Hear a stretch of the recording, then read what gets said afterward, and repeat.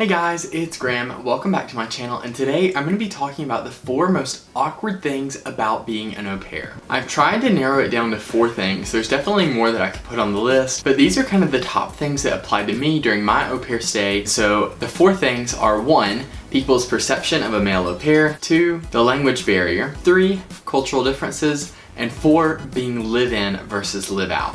Before I start this video, be sure to like and subscribe to the channel so I can keep posting content just like this. Your support goes a super long ways. So that being said, let's jump right into this video. I hear a lot of au pairs talk about how it can be an awkward experience, and it really can be an awkward thing. And before I became an au pair, I didn't really understand this fully.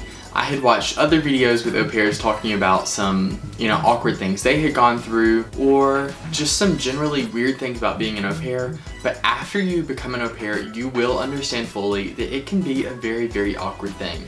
And I think the reason why is because you're living with somebody else, or you're living in very close proximity to them, taking care of their kids, trying to understand their culture and their language and their family atmosphere. And so it can just be a really different and sometimes awkward experience. My experience would be a little bit different than a girl au pair because I was a guy au pair, and it is different. People do have different perceptions of that than they do girl au pairs.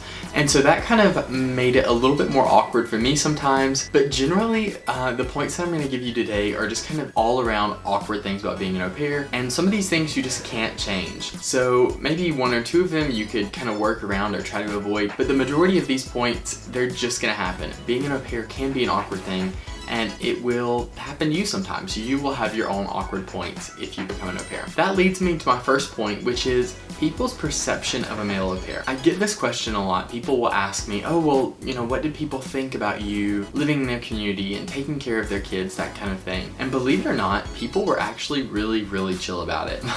People in Spain were very welcoming and very open to the idea. They were not the awkward part so much. The most awkward thing was back home here in the US, telling people that I was going to be an au pair, a male nanny. People were so freaked out by it. Even my own grandmother was freaked out by it. It was definitely awkward when I would tell people what I was going to do, and they would just give me this blank stare sometimes, or kind of awkwardly laugh. Like, it's definitely not something that most people here in the US do, especially from the South. I'm from a very small city in the south of the USA, in a state called Georgia, and most people don't leave the country at all, and if they do, they certainly don't go and become foreign nannies. And it was a very uncomfortable thing for a lot of people to talk about. There were a couple of times where I had people tell me to my face that they would never ever hire a male babysitter. They told me that to my face. It did definitely make some awkward situations, but overall, it wasn't that bad. In Spain, things did get awkward sometimes. Like I said earlier, most people were very accepting, and I was accepted in the community, but I would definitely get some awkward looks now and then, or just people very surprised by what I was doing. Most people, although they were accepting, they were very curious. I was an au pair in a small village outside of Madrid, and not a lot of Americans go there in the first place.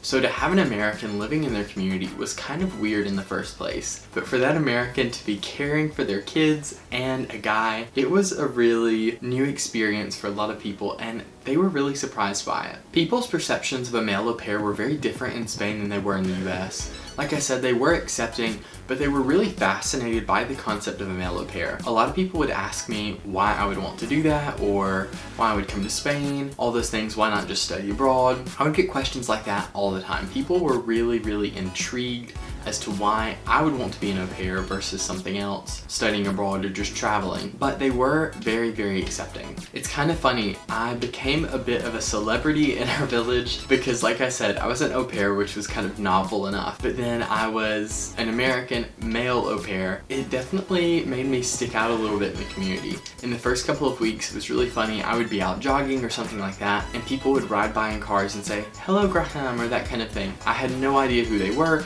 but obviously they had heard about me or seen me. News spread around the village very quickly that there was a male au pair. So it is kind of a fun thing, and it didn't make that many awkward moments, but overall it was different for, I think, the community in the US and in Spain for me to go and be a male au pair. The second really big awkward thing was the language barrier. And I have to say this before I even jump into this point. Regardless of how good your language skills are, you will always, let me repeat that, always have awkward blunders with the language barrier.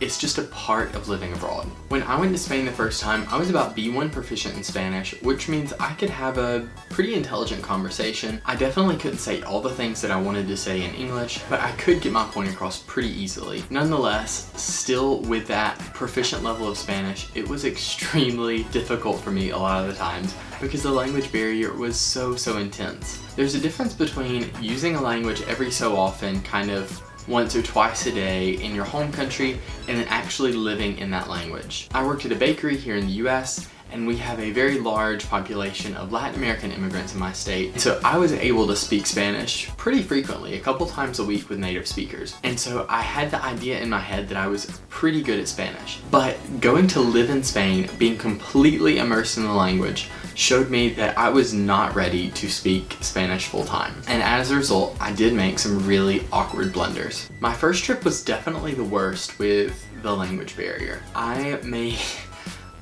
did some really embarrassing things on the first trip. I was about a month in when I accidentally told this little girl that her doll was ugly instead of pretty, and she ran off crying, absolutely devastated. But in Spanish, the word beautiful is bella, the word ugly is fea, and so they sound super similar. I mispronounced countless phrases. I mean, I cannot tell you how many things I mispronounced and said wrong. It would be in the hundreds if I had to guess. I mean, it was so many things that I mispronounced. And most people were really sweet about it. They wouldn't correct me in public or whatever, but thankfully my host mom and my host kids would be like, hey, come here, that's not how you say that. So that was definitely awkward, but I didn't realize it at the time because of course I didn't know that I was making mistakes with the pronunciation.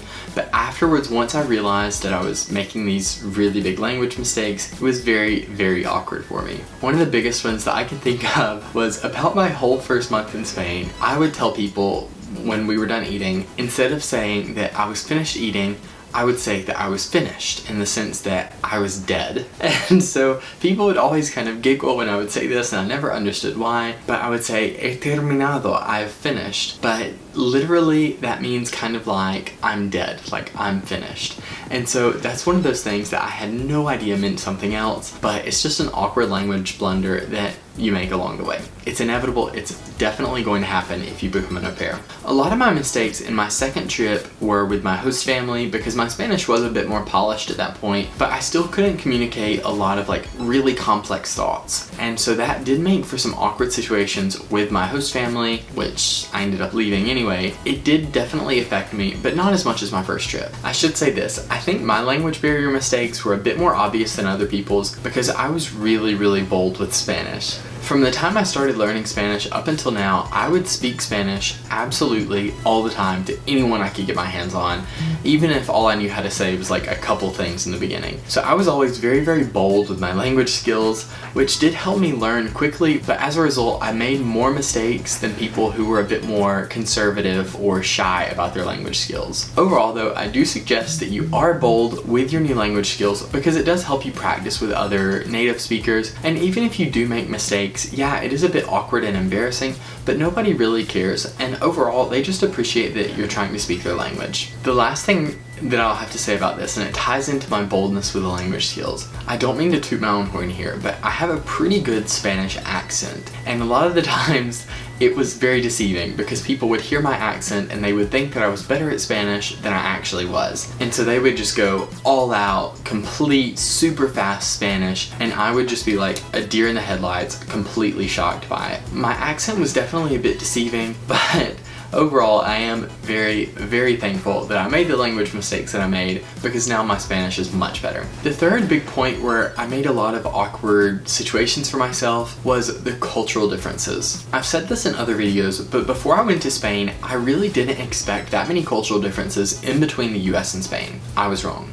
Although the US and Spain do share a lot of things like styles of government and some little cultural things, overall Spanish culture is very different from the culture that I came from. The first thing that I noticed about Spanish culture was they are so loud. Spanish people are some of the loudest people you will ever meet in your entire life. You could be sitting 3 feet from them, a meter from them, and they will be absolutely shouting at your face. And they don't do it because they're angry or excited or whatever. It's just how they talk. They're just naturally loud people. One thing that you've probably heard of about Spain is tapas.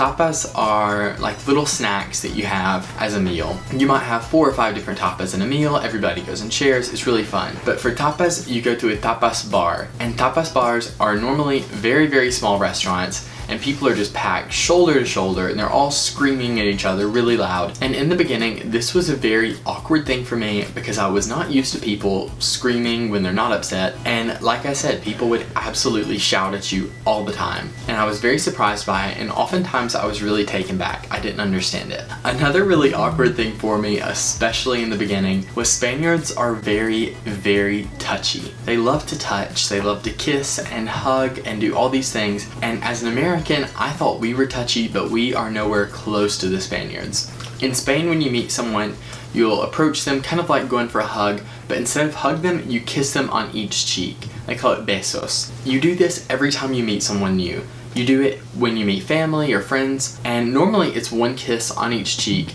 but if you know them really well, you'll do 2, 3, maybe even 4 kisses. I did not know this before I went to Spain, and it did make for some awkward situations. I remember the first time I met my host mom, I was going in for like a nice side hug, and she just like grabbed me and kissed me on each cheek, and I was just like surprised, you know, I was shocked by it. But it's a part of their culture, and it is something that you do have to get used to. It took me quite a while before I got used to this, but it is a really fun part of their culture, and I don't think that Spaniards will ever stop doing this. They are 100% much more touchy than Americans are, so if you're an American going to Spain, just be ready to have people get all up in your personal space. Another really awkward thing for me, and this was not awkward for them, just for me, is when you talk to somebody in Spain, you stand really close. So in the US, you might stand like an arm's length out to talk to someone. In Spain, you do not stand that far out. It's like half of that. And so you're really close to each other all the time when you're talking. And I would find myself like backing up constantly, and people would just like back towards me as I would back up. That was really weird for me, but again, I got used to it, and it wasn't that awkward after a while, but in the beginning, it was really, really awkward for me. This next point wasn't so awkward for me as it just was weird, but in Spain, everyone drinks, and they drink a lot. I come from the south part of the US, like I've said, and here in the South, people don't really drink that much, or if they do, it's only at bars, maybe late at night. In Spain, that is not the case. In my second week in Spain, some friends and I went to El Retiro in Madrid, this huge park, and there's a cafe in the middle, and so we were all sitting down. It's like 11 o'clock in the morning, and all around us, people are drinking beer and wine at 11 o'clock in the morning. But it's a totally acceptable thing to do in Spain. It was just really weird for me at first, though. Like, I would still be drinking coffee, and people around me would be definitely drinking a lot of alcohol. So that is something to get used to, but again, you get used to it after a while. The last awkward thing for me, and this relates directly to being an au pair, was kids in Spain are much more independent than American children. This point was really, really tough for me in the beginning because I had to kind of find that fine balance in between doing too much for my host kids and not doing enough, because they are very, very independent in Spain. This absolutely shocked me. For example, one day I took the kids and some of their friends to the park. The park was very close to our house, just maybe 2 or 3 minutes walking, and the kids would normally take their bikes and their scooters to the park, and then we would stay there a couple hours and ride home. So Kiara, my oldest host child, had a friend of hers with her, and Diego, the youngest one, had a friend of his. So we all went to the park, we were all playing, I was watching the kids, and suddenly I didn't see Kiara or her friend. And so I start looking around for them, and I asked Diego and all that, and they had no idea where they were. And so I'm in like a near panic. I start running around the park, looking everywhere for these 2 kids, and they were just like over at a different part of the park, but they didn't even tell me that they were going. They were so surprised when I was upset. I was like, why did you do that? But for them, it was a totally normal thing because that's just how they are. They're more independent than kids here in the US. They go out, they do things by themselves with their friends. That was definitely a weird part for me to get used to, but after a while I did get used to it. And the last thing I'll say about this that relates to that point, this also happened a lot in our community. We would have a shared pool, and parents would just like drop their kids off at the pool, and there might only be like 1 adult at the pool. And in the beginning, I used to get so mad because people would just like dump their kids on me, but it was actually kind of nice after a while because that community atmosphere meant that yes, you would watch somebody else's kids, but then if you needed a break, they would watch your kids for a while. So it was kind of nice, but in the beginning, it was a really weird thing for me because in the US, parents are much, much more protective of their kids. So that did take some time to get used to it, but like I said, you get used to it. I saved this last one for last because it is probably the most awkward point about being an au pair for me, and it was being live-in. Now, I'm sure that you know that some au pairs are live-in, where they live in with the families, and some are live-out, where the families rent them an apartment or a mother-in-law suite or something like that. Well, I was live-in. I shared a floor with the kids. My bedroom was right beside theirs, and that made for some really awkward times just because as a live-in au pair, you have practically zero privacy. Yes, the kids did know not to come in my room without asking, but still, a lot of the times after my working hours, the kids would come into my room, they would want to play with me, they would want to do something with me, and I've said before, I love my host kids, and I did not mind working outside of my working hours. I love them so much.